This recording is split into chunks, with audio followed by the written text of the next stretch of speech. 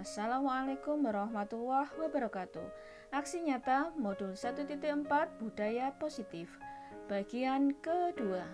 Berbagi pemahaman dan pengalaman budaya positif di lingkungan kerja. Saya Ana Dewi Susilawati, CGP dari SMP Negeri 2 Modo, Kabupaten Lamongan, Provinsi Jawa Timur, Angkatan 5, kelas 34B. Pada aksi nyata modul 1.4 Budaya Positif bagian 2 ini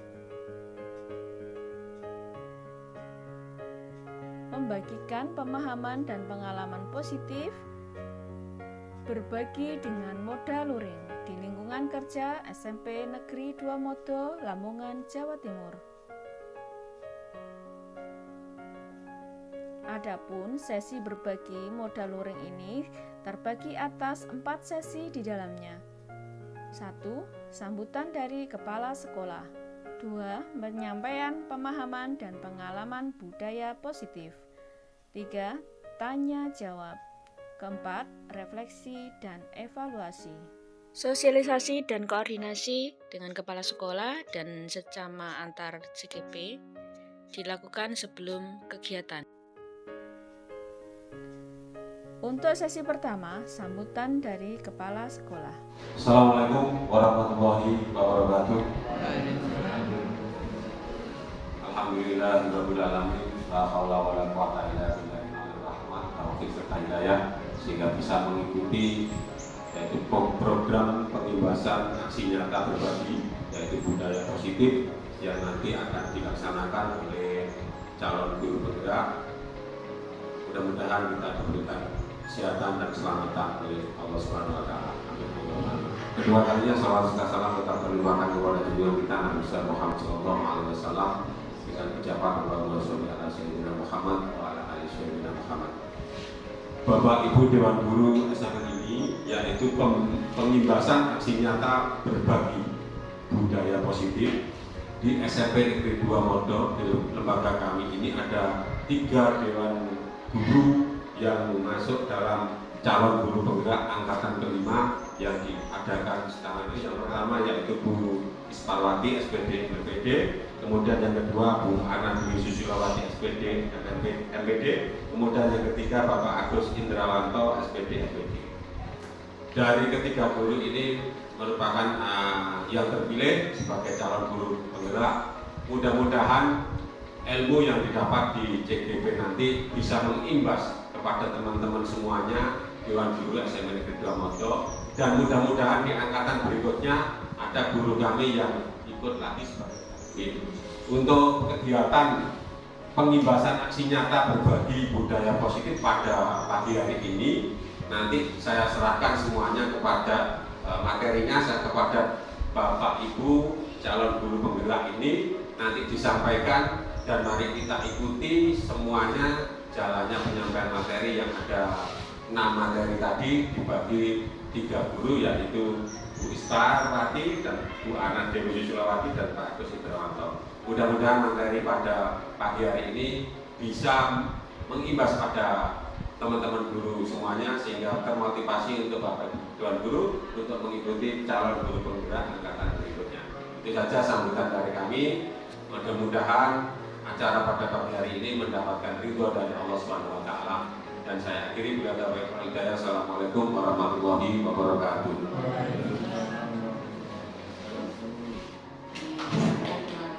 Sesi kedua, penyampaian pemahaman dan pengalaman budaya positif. Sesi kedua, penyampaian pemahaman dan pengalaman budaya positif. Calon guru penggerak dari SMP Negeri 2 Modo, Kabupaten Lamongan ini ada 3 orang. Maka pada sesi berbagi ini dilakukan secara kolaborasi 3 orang CGP dari SMP Negeri 2 Modo tersebut, dengan membaginya menjadi 3 penyaji dengan masing-masing menyajikan 3 submateri budaya positif sebagai berikut. Materi 1, disiplin positif dan nilai-nilai kebajikan universal, teori motivasi, hukuman dan penghargaan oleh penyaji 1, yakni rekan CGP saya, Bu Isparwati. Materi 2, keyakinan kelas, kebutuhan dasar dan dunia berkualitas oleh penyaji 2. Saya sendiri, Anna Dewi Susilawati. Dan untuk materi 3, restitusi, 5 posisi kontrol dan segitiga restitusi oleh penyaji 3, rekan CGP saya, Bapak Agus Indrawanto. Assalamualaikum warahmatullahi wabarakatuh. Terima kasih atas kesempatannya Bapak Ibu Guru SMP Negeri 2 Modo. Pada kali ini saya sebagai pemateri yang kedua setelah tadi Bu Isparwati menyampaikan 2 hal terkait dengan budaya disiplin.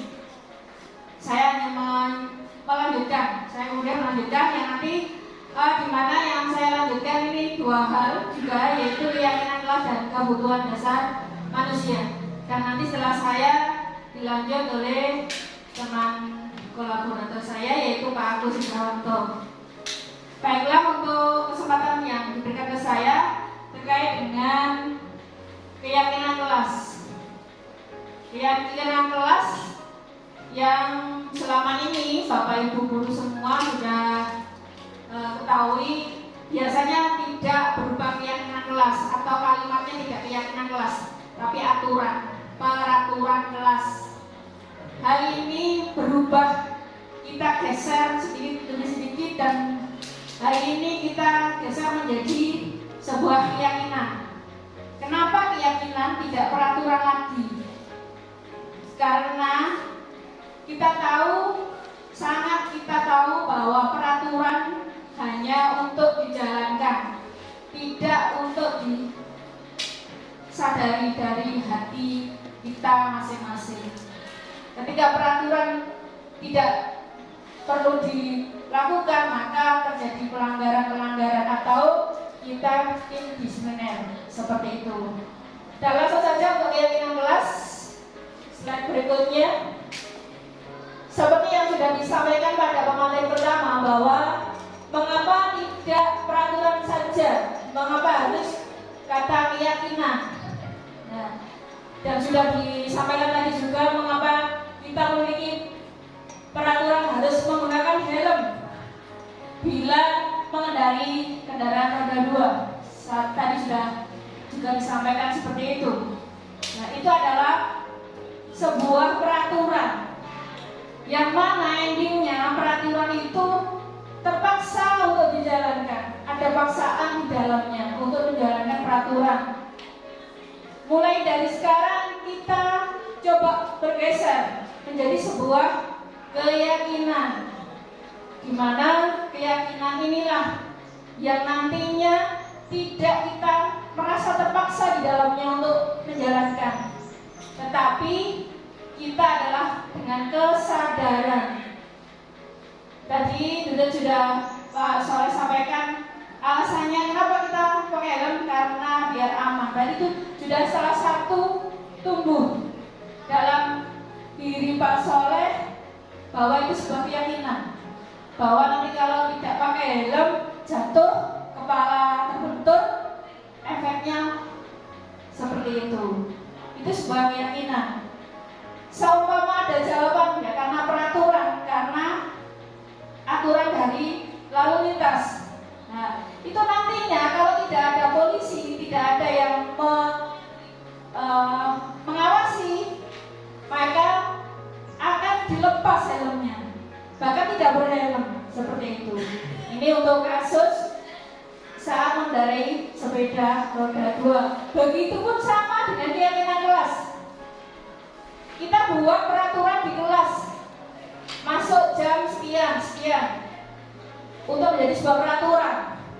Masuk kelas jam 7.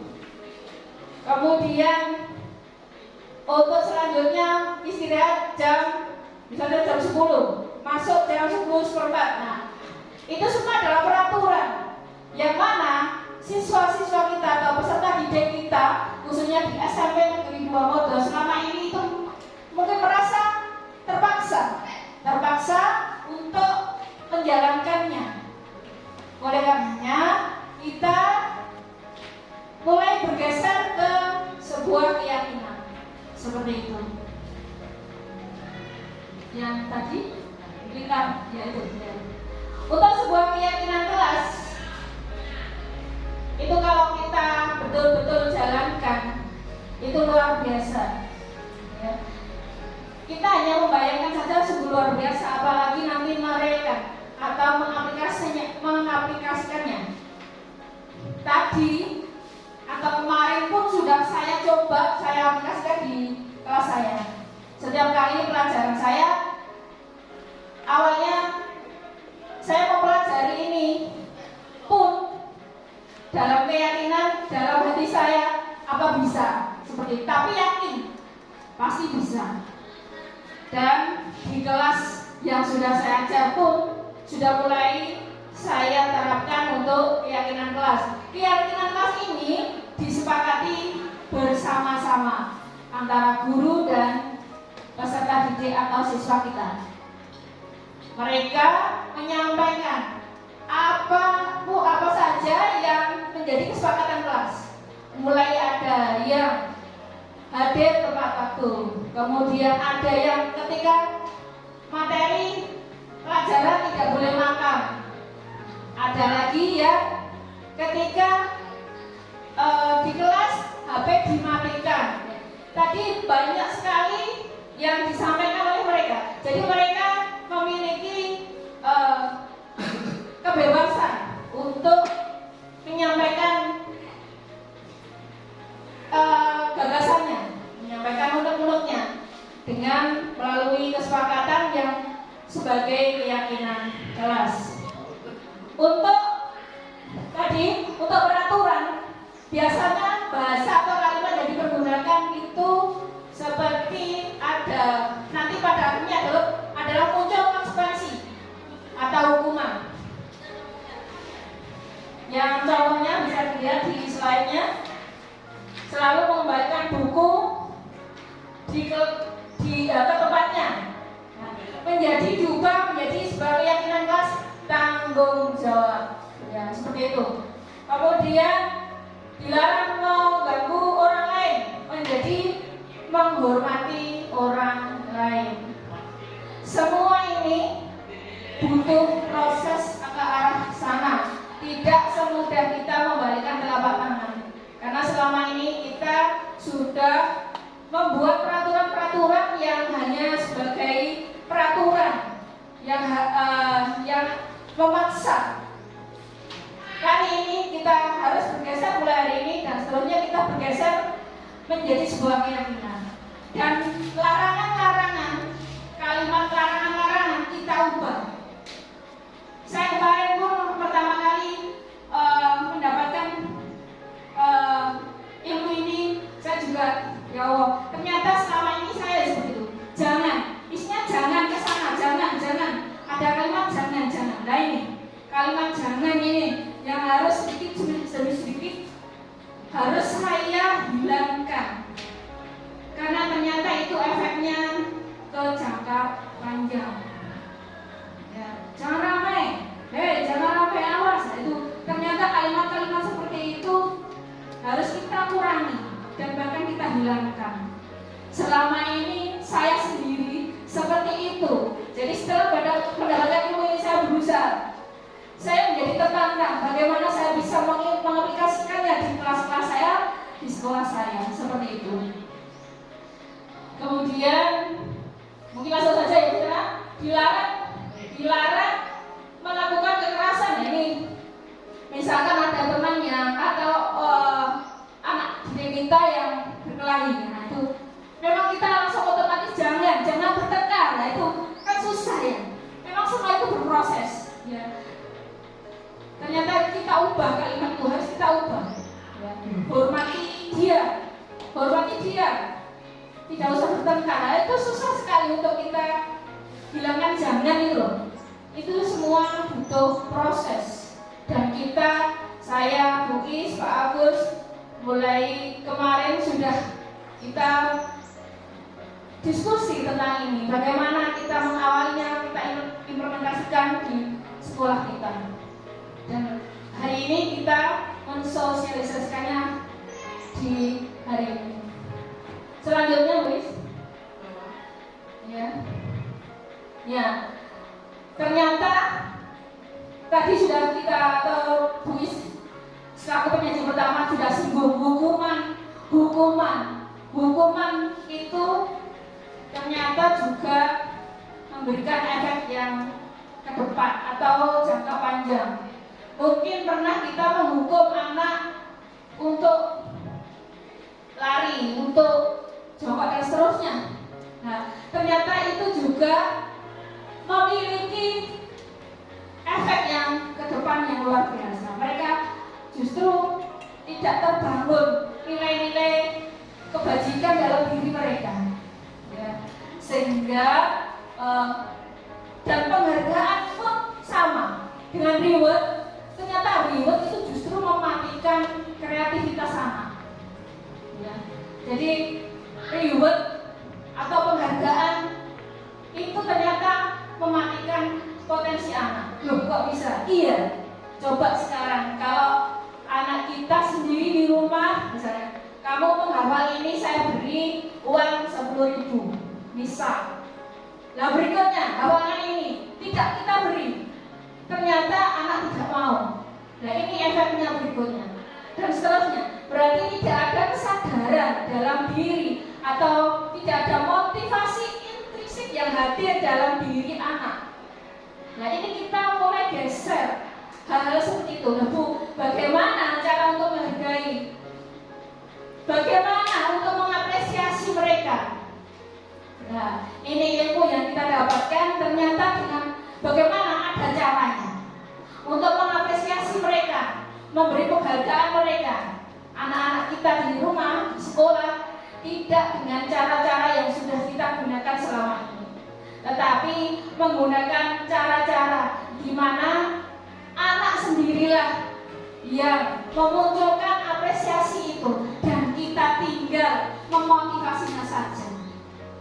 Seperti itu. Memang ini tidak mudah, butuh proses yang berkelanjutan dan berkesinambungan untuk ke depannya. Lanjut? Ya. Langsung ke orasi kebutuhan manusia. Untuk selanjutnya, sebenarnya ini untuk keyakinan-keyakinan kelas ataupun keyakinan sekolah memiliki koneksi ke kebutuhan dasar manusia. Manusia dalam diri kita sendiri itu memiliki 5 kebutuhan dasar. Di antaranya kasih sayang dan rasa diterima. Kemudian yang kedua penguasaan, yang ketiga kebebasan, kesenangan dan survive atau bertahan hidup.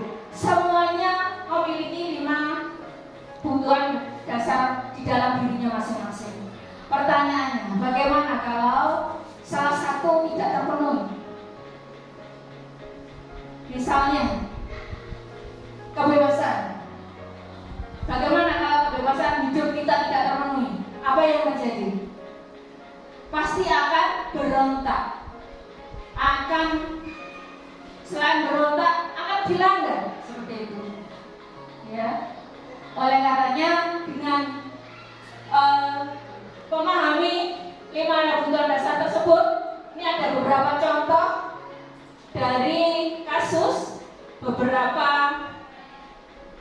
hal yang sering kita jumpai. Yang pertama, ibu guru bilang, aku tidak boleh bersenandung sewaktu mengerjakan tugas. Katanya kelas harus tenang, tidak ada suara, padahal aku suka dan senang menyanyi. Nah, dari kasus ini bisa kita lihat, ternyata si anak atau murid kita butuh apa? Kesenangan. Betul. Mungkin selain itu juga kebebasan. Betul. Kesenangan dan kebebasan. Mereka di kelas pengennya kotean, bersenandung, nyanyi-nyanyi, rame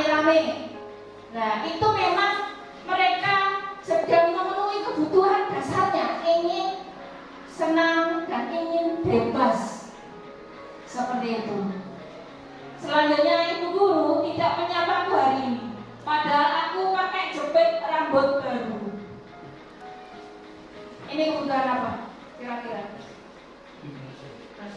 Kasih sayang. Ya. Berarti kalau tidak pakai jepit, maka jepit rambut baru, dia berpendapat seperti itu. Gurunya, berarti dia ingin sekali diberi kasih sayang oleh gurunya. Nah, begitupun untuk kasus-kasus yang lain. Nah, inilah mengapa kita mensosialisasikan atau mengimbaskan pada rekan-rekan semua bahwa kebutuhan dasar manusia, terutama ya kita selaku Bapak Ibu guru di SMP Negeri 2 Modo ini, kita harus menyadari itu semua. Nah, ini terkait dengan kebutuhan dasar inilah keyakinan kelas yang kita sepakati dengan anak-anak di kelas, diharapkan nantinya menjadi sebuah kebiasaan positif yang endingnya membentuk karakter mereka. Yang jelas untuk akhirnya bahwa bertahan hidup, kemudian cinta kasih sayang, kesenangan, penguasaan, kebebasan adalah kebutuhan dasar dari manusia yang harus kita penuhi bersama.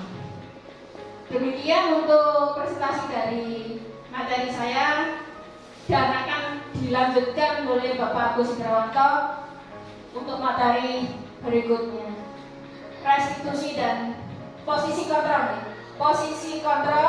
restitusi dan segitiga restitusi.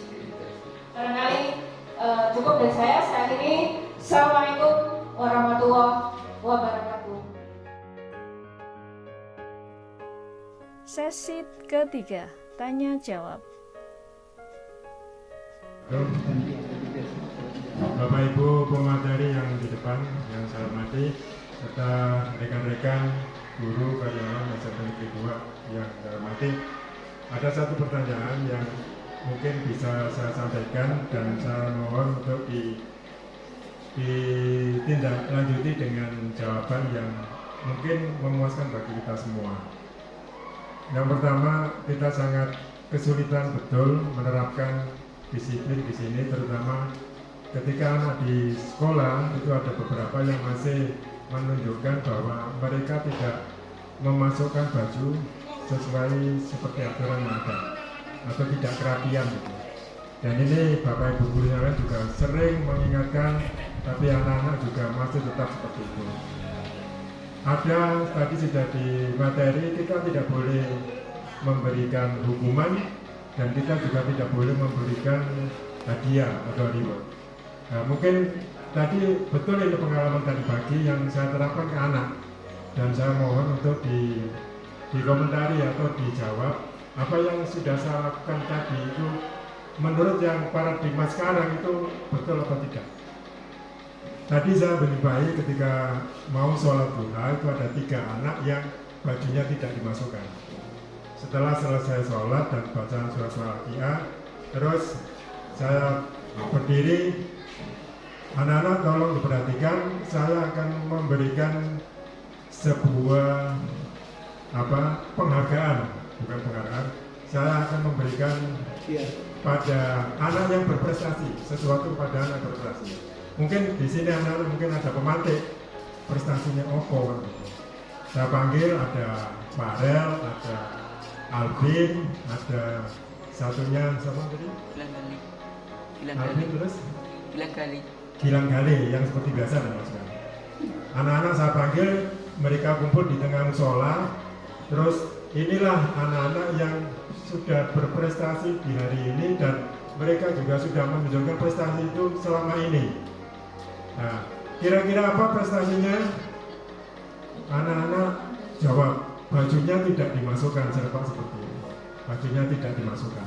Wes, sekarang saya hanya pesan kepada kalian bahwa itu sesuatu yang kurang baik di sekolah kita, dan saya mohon kalian berjanji, bukan hukuman, bukan reward, tapi kalian berjanji di depan semuanya yang ada di hadir pada saat ini, berjanji untuk tidak mengeluarkan baju itu, hanya berjanji. Nah, dengan apa yang sudah saya lakukan ini, tolong diberi komentar apa yang sudah saya lakukan ini sudah mengarah ke paradigma yang baru apa juga masih lama. Tapi ternyata saya lihat sampai sejauh ini anak-anak bajunya yang tadi tetap dimasukkan.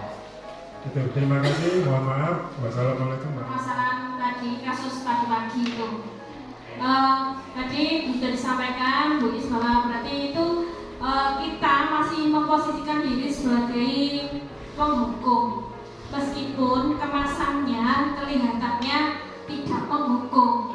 Bahkan kalau kita telisik dari kalimat-kalimat tadi memang kalimatnya tenang gitu, nggak halus gitu ya. Dalam diri anak punya pikiran saya ini disalahkan seperti itu.